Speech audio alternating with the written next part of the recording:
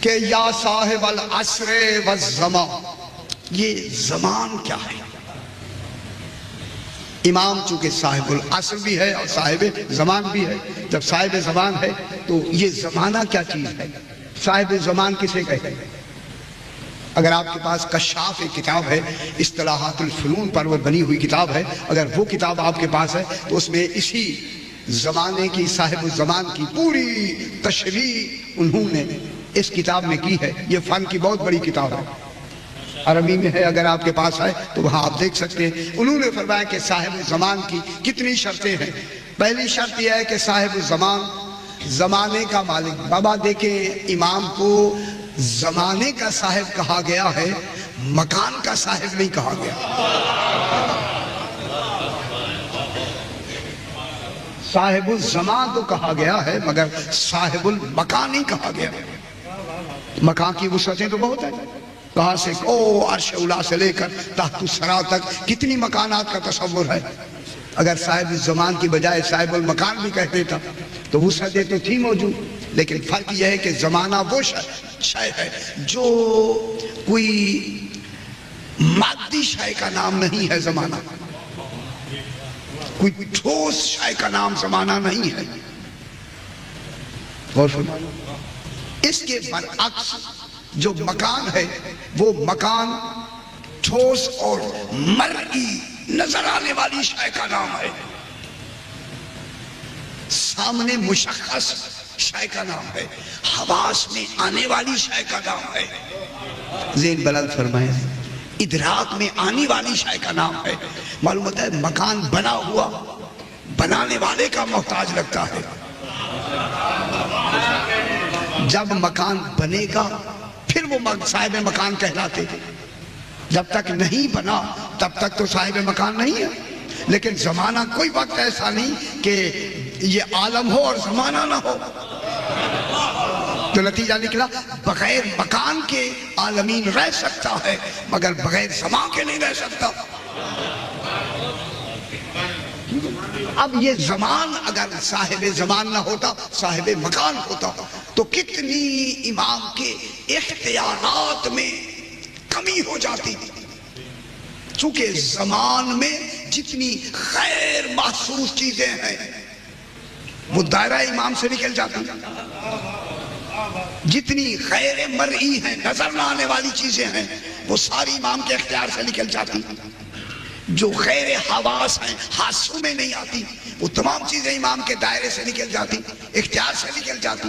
یعنی سامنے نظر نہ آنے والی چیز بھی امام سے، چونکہ مکان تو نظر آتا ہے، جو نظر نہ آنے والی چیزیں ہوتی وہ امام کے دائرہ اختیار سے نکل جاتی۔ اگر میں جملہ کہہ دوں تو بات ساری کی سمجھ آ جائے گی۔ اگر نظر نہ آنے والی، مکان تو نظر آنے والی شے کا نام ہے، اگر امام کو زمانہ کا امام نہ کہا جاتا تو فرشتے تو پھر نظر نہیں آ سکتے، تو امام کا اختیار فرشتوں سے الگ ہو جاتا۔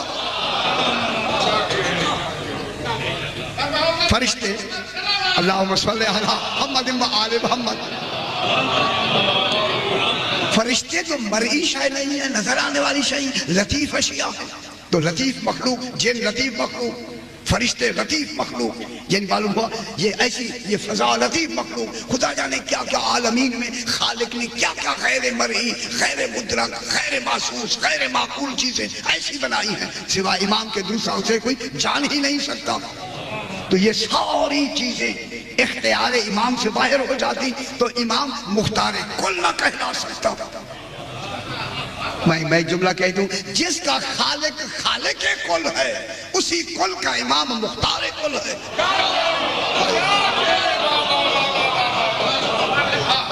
غور فرما رہے، جس کا وہ خالق کل ہے اسی کا امام مختار کل ہے۔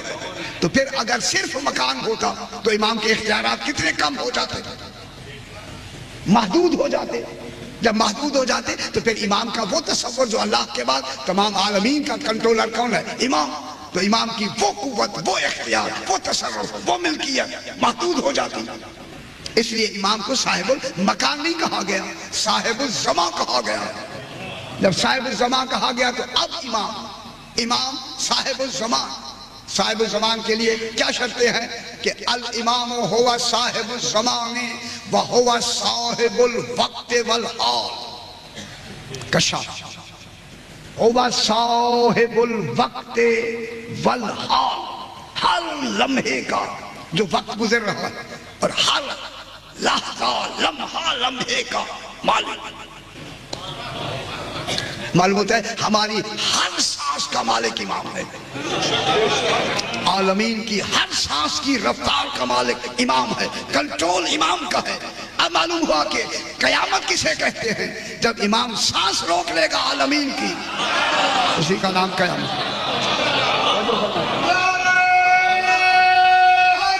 یا علی، تو اب امام کیا ہو گیا؟ صاحب الوقت والحال، ہر حال، میں ایک بات سمجھا رہا ہوں ذرا، ہر حال یعنی حالہ حال، لمحہ و لمحہ جسے آن بآن کہتے ہیں، اس کا کیا ہے؟ مالک امام، وقت اور حال کا امام۔ آگے فرمایا کہ الامام ہوا خارج عن حکم الزمان، امام زمانہ وہ ہوتا ہے جو زمانے کے حکم سے خارج ہو، زمانہ اس پہ حکم نہ لگا سکے، وہ زمانے پہ حکم لگائے۔ کیا کرے کہ وہ زمانے پہ حکم لگائے؟ کیا مطلب؟ زمانہ اس کا محکوم ہو، وہ حاکم ہو، وہ زمانے کا محکوم نہ ہو۔ تو معلوم ہوتا ہے زمانے کا حاکم وہی ہوتا ہے کہ زمانہ بعد میں شروع ہو، امام زمانہ پہلے بڑھے۔ تو جو فرمائے سرکار، تو جو فرماتے ہیں، تو اب امام زمانہ کب ہوگا؟ زمانے سے پہلے۔ تو پھر جب زمانے سے پہلے امام ہے، زمانے سے پہلے امام ہے، تو پھر جو بھی زمانے میں آئے وہ امتی ہوں گے نا، محکوم ہوں گے نا رسول کے۔ اب میں جملہ کہہ دوں اگر آپ خوش ہو جائیں، پھر جبریل زمانے میں آیا ہے، کیا ہے جبریل میں طاقت کے؟ اولے الامر کو پڑھایا کہ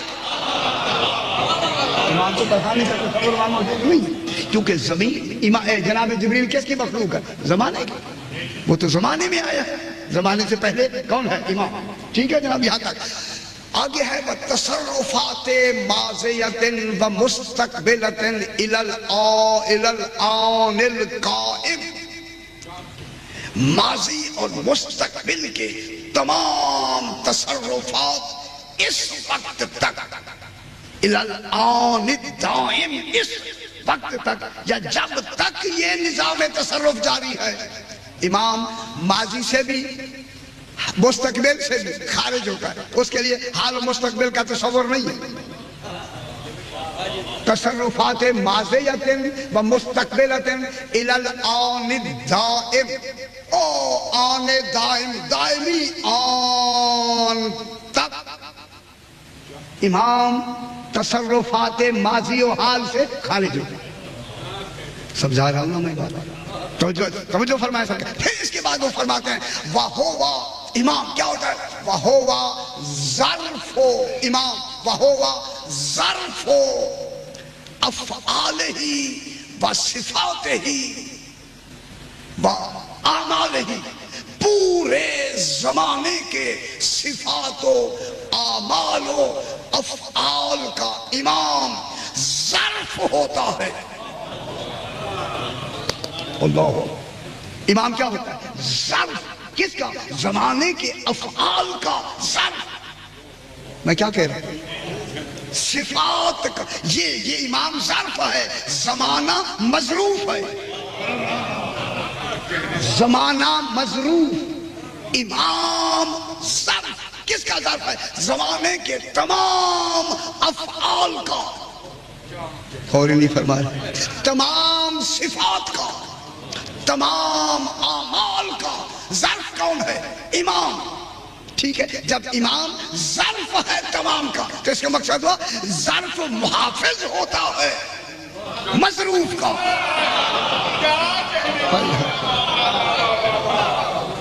پھر کائنات میں کوئی صفت ایسی نہیں، کوئی عمل ایسا نہیں، کوئی فعل ایسا نہیں جو اس ظرف میں موجود نہ ہو۔ تو ظرف تو محیط ہوتا ہے مظروف کو، لیکن مظروف اور ہوتا ہے، ظرف اور ہوتا ہے، ظرف محافظ ہوتا ہے مظروف کا۔ تو پھر عالمین میں کوئی بھی خدا کے لیے، اب امام کے لیے یہ نام اعمال کا جانا وہاں ضروری نہیں کہ آپ کو معلوم ہو، بلکہ امام تو ظرف ہے اعمال کا، اس کی آنکھوں کے سامنے ساری کائنات کا عمل ہو۔ ابھی ایک مثال بھی دے دیں، یہ دیکھیں یہ چیز ہے، میں یہاں رکھ دیتا ہوں کوئی چیز، یہ میری ہتھیلی کیا ہوگی؟ ظرف۔ یہ شے کیا ہوگی؟ مظروف، ٹھیک ہے۔ اب عالمین پورا زمانہ کیا ہے؟ مظروف۔ امام کیا ہے؟ ظرف۔ غور نہیں فرما رہا۔ اب جب امام ظرف ہے تو امام کو کتنا اختیار ہے کہ عالمین کی کسی شے کو یہاں سے اٹھا کے یہاں رکھ دے، یہاں سے یہاں رکھ دے۔ ابھی نہیں سمجھ رہے؟ رات کو دن بنا دے، دن کو رات بنا دے۔ میں جملہ کہوں، رات کو دن بنا دے، دن کو رات بنا دے، مرد کو عورت بنا دے۔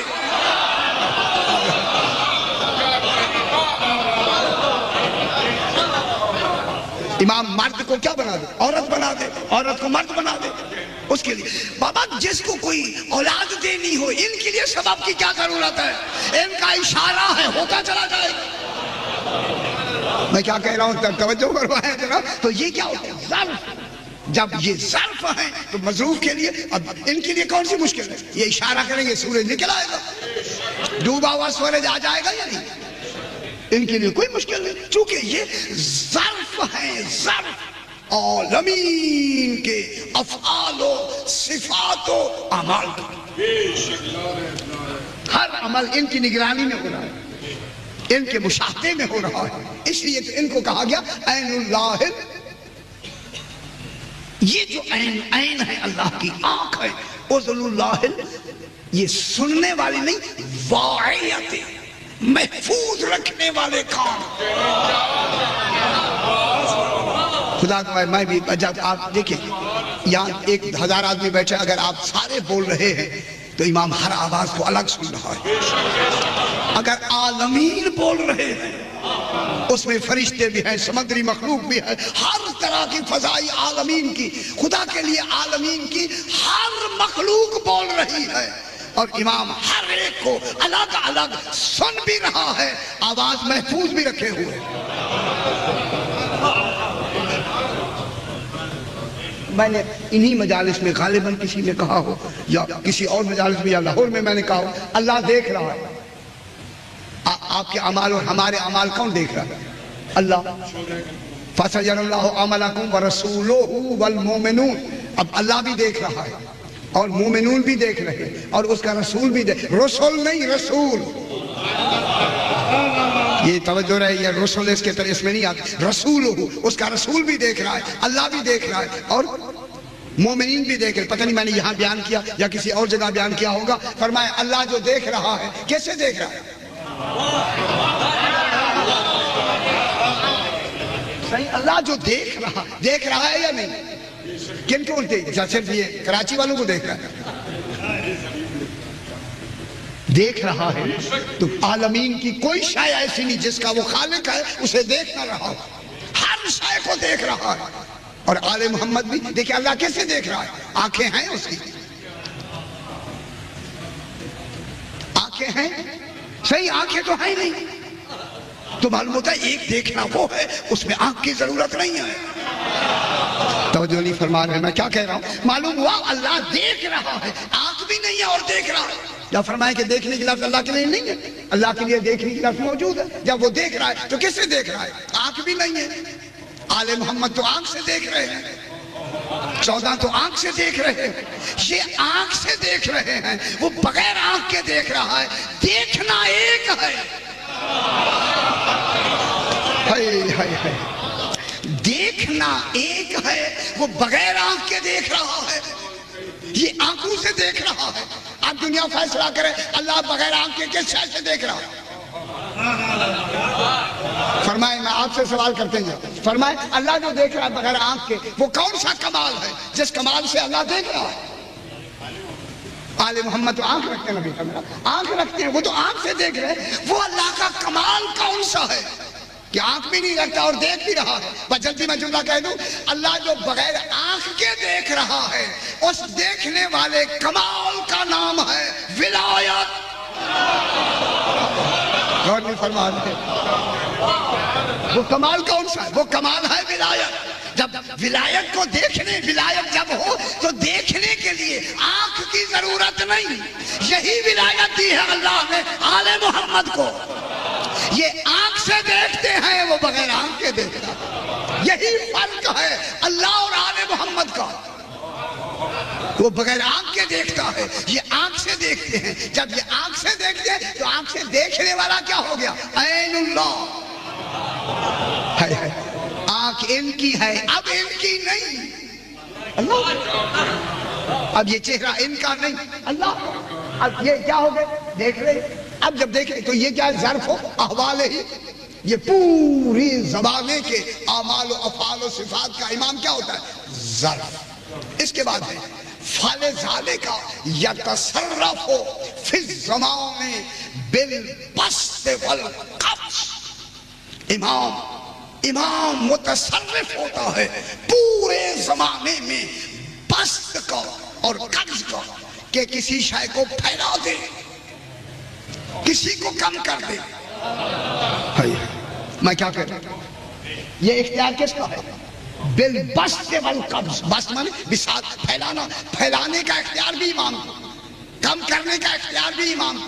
یہی سے میں مثال دے کے آگے بڑھتا ہوں۔ جناب اسرائیل کا کام ہے صرف روح قبض کرنا، زندگی بڑھانا نہیں۔ جناب اسرائیل صرف روح قبض کرتا ہے، زندگی نہیں بڑھاتا، عمر نہیں بڑھاتا۔ لیکن امام کے پاس اختیار موجود ہے، چاہے کسی کی عمر کم کر دے، چاہے کیا عمر بڑھا دے۔ اب رزق دینے والا میکائیل جتنا رزق ملا ہے اتنا دے گا، لیکن امام کے پاس کیا اختیار ہے؟ چاہے تو رزق کم کر دے، چاہے تو رزق بڑھا دے۔ رزق بڑھانے اور کم کرنے کا اختیار کس کے پاس ہے؟ رزاق وہی ہے، تقسیم کا سارا اختیار امام کے پاس ہے۔ میں کیا کہہ رہا ہوں؟ بالقبض اللہم صلی علی محمد و آل محمد وَيَتَصَرَّفُ فِي الْمَقَامِ۔ پھر یہ تصرف، یہ زمانے کا تصرف تھا، اب یتصرف فی المقام بالطی والنشر۔ 317 ہجری میں کیا ہوا ہے؟ 317 ہجری میں کون سا واقعہ ہوا ہے؟ کرامتہ نے حملہ کر کے 317 ہجری میں کرامتہ نے حملہ کر کے خانہ کعبہ کو بالکل من جنوبوں سے ہر چیز لوٹ کر لے گئے، اور حجر مقام پر حجر اسود بھی لے گئے۔ ٹھیک ہے، 339 ہجری میں اسی خانہ کعبہ کا یہی حجر اسود رکھنے کے لیے اعلان ہو گیا کہ رکھا جائے گا۔ 337 ہجری میں ایک شخص ہے جس کا نام ابو القاسم جعفر بن محمد بن کولوے، جب اس کو پتہ لگا کہ امام 1339 میں یہ حجر اسود کو نصب کیا جائے گا، تو انہوں نے کہا کہ نصب امام زمانہ کریں گے۔ حجاج بن یوسف کے زمانے میں امام علی زین العابدین علیہ السلام نے کیا تھا یا نہیں کیا تھا؟ یہ چل کے وہاں سے چل کے حج بھی ہو جائے گا اور یہ بھی میں دیکھ لوں گا۔ آیا بغداد بیمار ہو گیا، آگے جانے کی سکت نہیں رہی۔ ایک آدمی ہے جس کا نام ابن حشام ہے، اس کو بلائے، کہنے لگے تم میری طرف سے حج پر چلے جاؤ، اور میرا یہ سوال ہے، رکا خط، جو آدمی آ کے حجر اسود کو نصب کر دے یہی میرا خط اسے دے دینا، جو جواب دے دے وہ لیتے آنا۔ اس میں اس نے لکھا کہ یہ لکھا مولا جو میں بیمار ہوں، اس بیماری میں میری موت ہے یا میری عمر اور بھی ابھی باقی ہے؟ میں اس میں مر جاؤں گا یا ابھی میری موت، ابھی کوئی زندگی باقی ہے؟ یہ خط لکھ کے اس کو دے دیا۔ اب وہ شخص ابن حشام کہتا ہے میں وہاں گیا اور جا کے دیکھا کہ لوگ حجر اسود رکھتے ہیں، گر جاتا ہے پھر لوگ پکڑ لیتے ہیں۔ ایک نوجوان آیا، اس نے اٹھا کے حجر اسود کو رکھا تو اپنی جگہ پہ مستقر ہو گیا۔ مستقر ہوا تو جب وہ لوگوں میں سے جانے لگا تو میں پیچھے جب میں بالکل قریب گیا تو وہ پلٹ کے کہتے ہیں وہ ابو جعفر نے جو خط دیا ہے وہ مجھے دے دو نا۔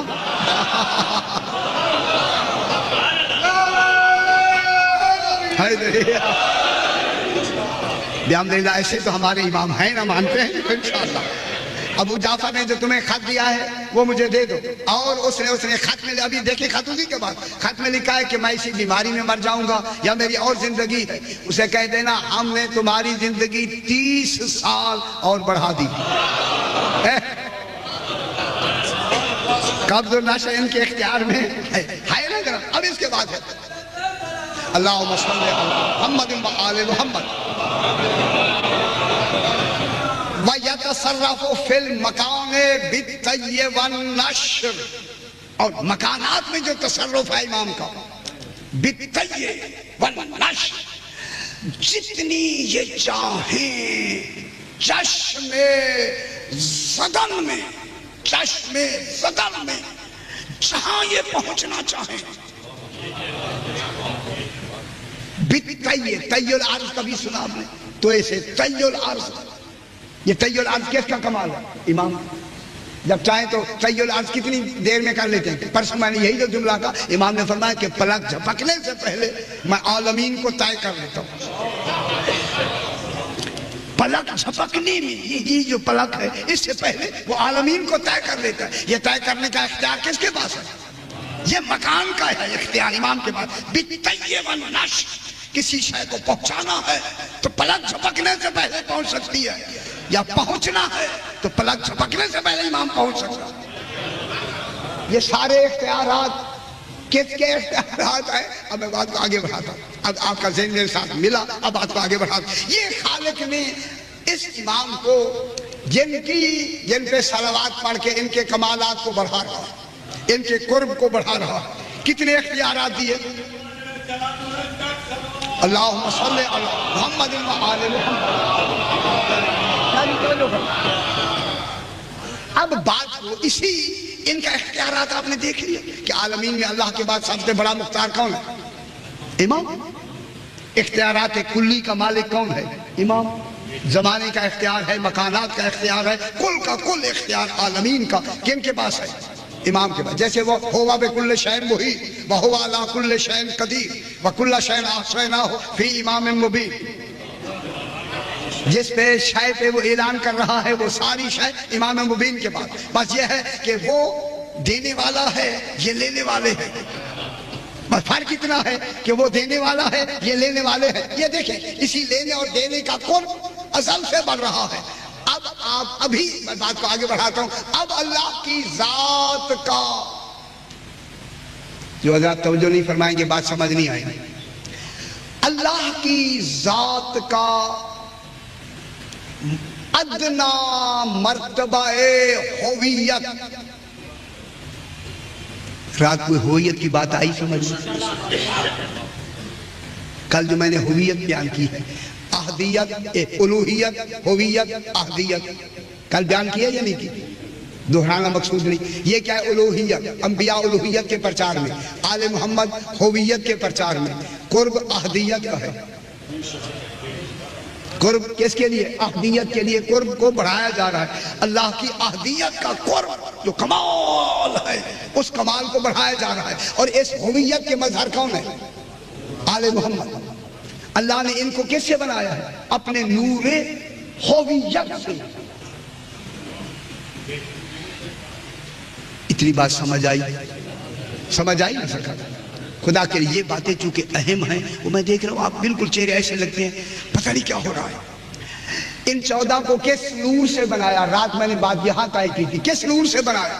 اپنے ذاتی نور ہویت سے.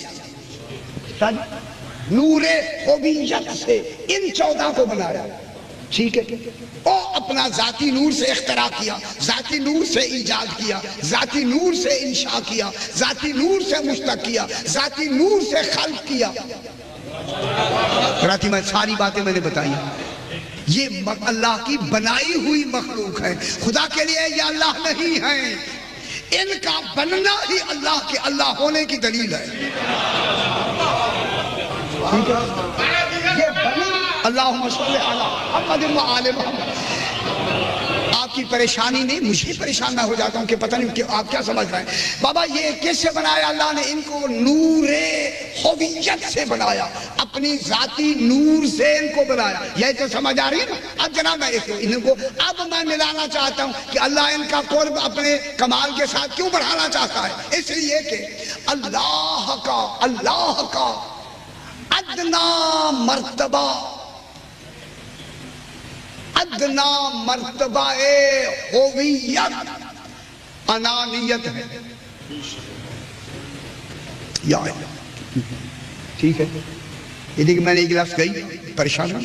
اللہ کی ذات کا کیا کریں لفظیں سمجھانے کے لیے لفظوں ہی کا سہارا لیا جاتا ہے. اگر آپ سمجھانے کے لیے مجھے اشاروں سے سمجھائیں گے نہیں سمجھ آئے گا. سمجھانے کا ذریعہ کیا ہوگا؟ صحیح لفظیں ہوں گی. آپ کو جو سمجھانا ہے تو کیسے سمجھایا جائے؟ لفظوں سے.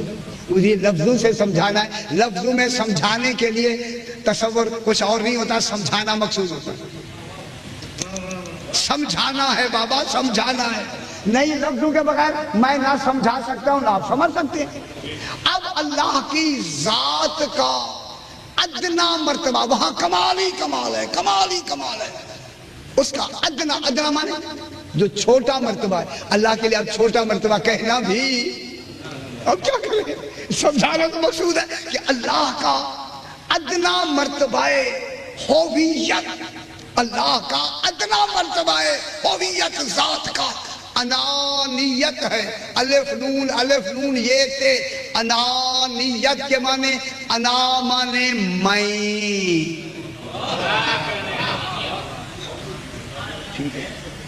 ٹھیک ہے. اللہ کی ذات کوئی اب میں ایسے نہیں چھوڑوں گا جناب. اللہ کی ذات کا ادنا مرتبہ ہویت جو اس کی ذات ہے نا، ذات کا جو ادنا مرتبہ سمجھانے کی آتا ہے خدا کے لیے. وہاں یہ ادنا اعلیٰ کے مرتبے نہیں، وہ علی الاعلیٰ ہے. لیکن سمجھانا مقصود ہے. سمجھانے کے لیے ہمیں لفظوں کا سہارا لینا پڑتا ہے. اللہ کی ذات کا ادنا مرتبہ ہویت انانیت ہے. اس کا میں ہونا. میں کیا فرمایا؟ کنت کنزا مخفیا، میں چھپا ہوا خزانہ تھا.